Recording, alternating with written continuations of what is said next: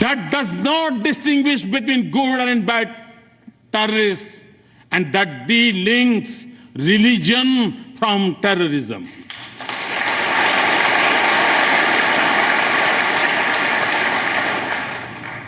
Also, for us to succeed, those who believe in humanity must come together to fight for it as one and speak against this menace in one voice.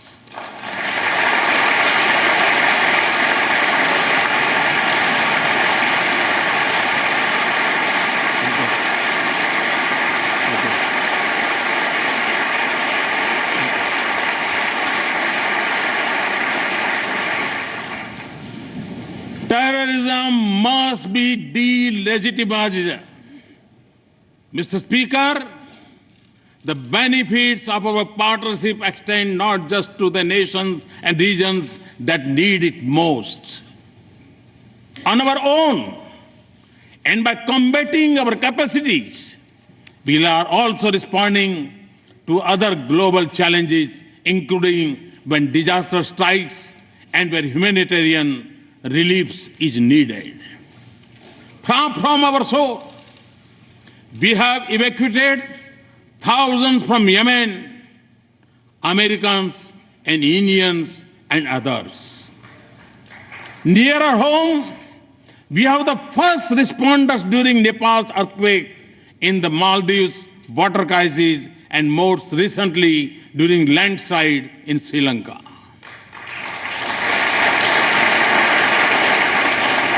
We are also one of the largest contributors of troops to UN peacekeeping operations. Often, India and the US have combined their strengths in science and technology and innovation to help fight hunger, poverty, disease, and literacy in different parts of the world. The success of our partnership is also opening up new opportunities for learning, security, and development from Asia to Africa. And the protection of environment and caring for the planet is central for our shared vision of a just world.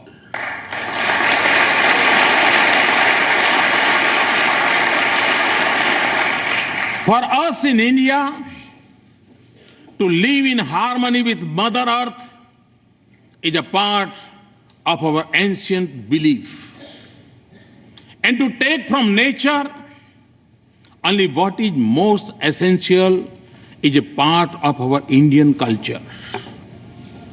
Our partnership, therefore, aims to balance responsibilities with capabilities. And it also focuses on new ways to increase the availability and use of renewable energy.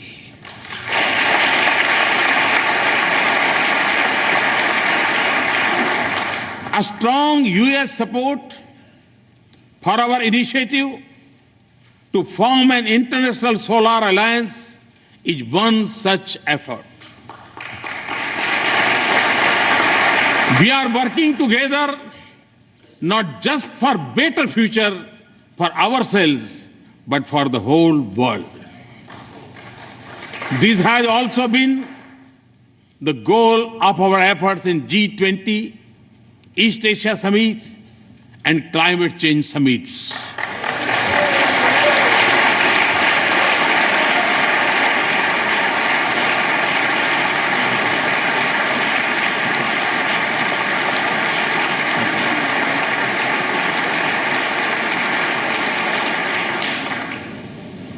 Mr. Speaker,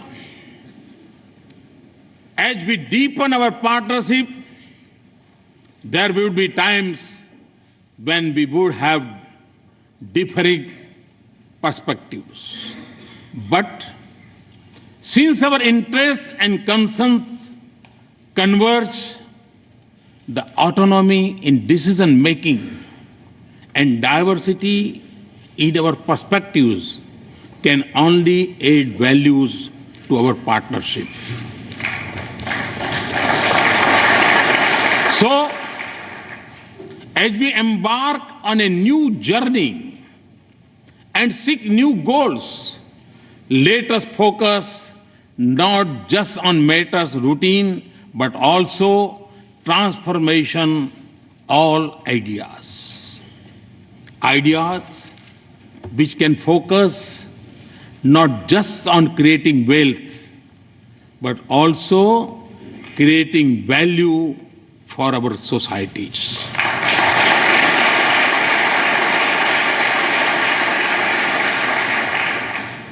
Not just on immediate gains, but also long-term benefits.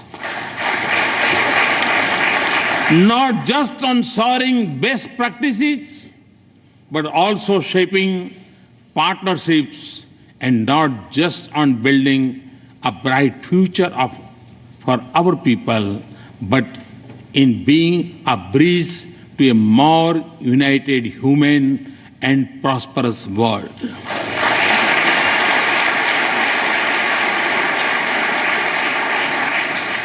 And important for the success of this journey would be a need to view it with new eyes and new sensitivities.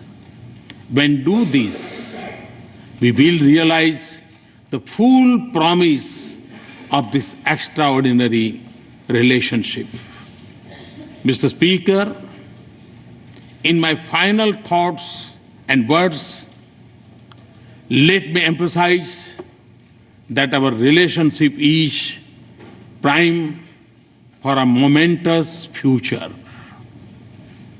The constraints of the past are behind us, and foundations of the future are firmly in place. In the lines of Walt Whitman, the orchestra have sufficiently tuned their instruments. The baton has given the signal. And to that, if I might add, there is a new symphony in play.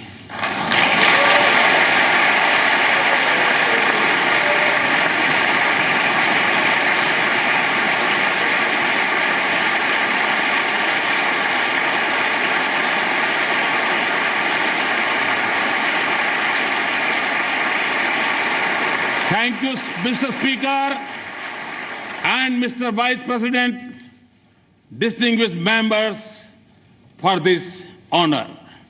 Thank you very much. Thanks a lot.